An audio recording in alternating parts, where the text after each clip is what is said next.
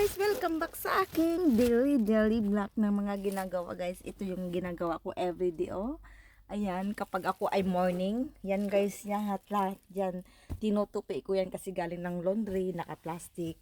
Ayan, naka-plastic yan siya guys oh. Yan, dito yung ang aking lugar.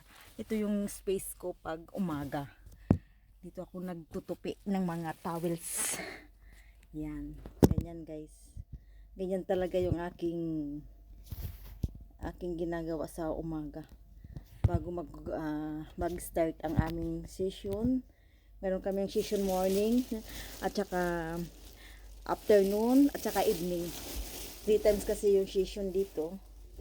Ito yung Russian bath house. Ito yung traditional nila na Russian bath. Maliligo sa pool. Yung mainit at saka malamig na tubig. Yung tubig na may yellow, yung parang malaking drum.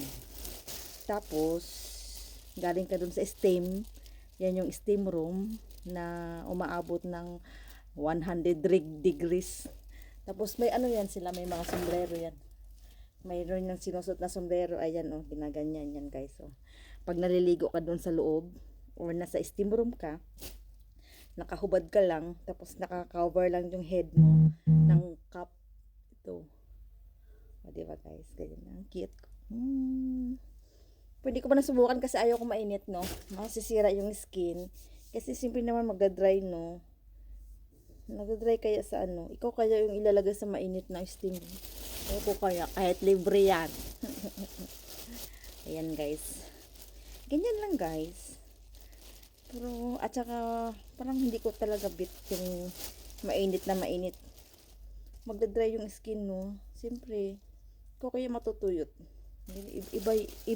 Iba kasi yung ano, yung hindi kasanay. Hindi naman katulad sa atin kasi, sa weather natin, normal. Sa kanila, cold, diba, nagyayelo sa Russia. Yan. Yan guys.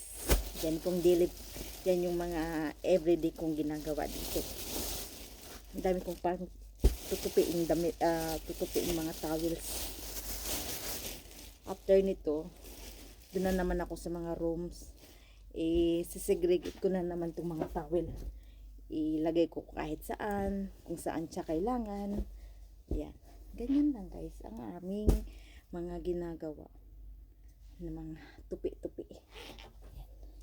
Ito yung daily na ginagawa. Pagkatapos nito, doon na naman ako sa spa, doon sa massage room. Doon na naman ako magtutupi ng mga small towel. Ngayon, mga ganitong towel. Ito na yung pang hand wash. Diba? Ito yung mga pampuna sa kamay after na mag-massage, after nila maghugas ng kamay nila. Ganyan. Ganyan. Ganyan siya. Yan. Ginaganyan yan guys. Tapos ito, mga plastic na to, tinatago namin to kasi nga ito yung pinaglalagyan namin ng mga kailangan nilang mga dahon-dahon. May mga dahon-dahon din silang nilalagay sa katawan. Alam mo yung parang hinahampas-hampas ganyan pag naliligo. Sa atin naman yung mga binababad ng mga sambong, mga bayabas, ganyan. Sa atin, traditional natin yun, parang ganon. Sa kanila naman, mayroon silang ganon, mga traditional nila na mga dahon. Diba guys? Kanya-kanya lahat ng bansa na mayroon naman mga dahon-dahon. Ano sila, mga herbal. Diba? Mahilig din sa mga herbal tea. Dami lang mga herbal tea guys. Mga chamomile, mga oregano. Yan. Mga ganyang tea ang ginagamit nila siniserve nila sa mga tea ng mga guests. So, diba? Healthy yan. Yes. Ayan. Ito na po ang aking buhay.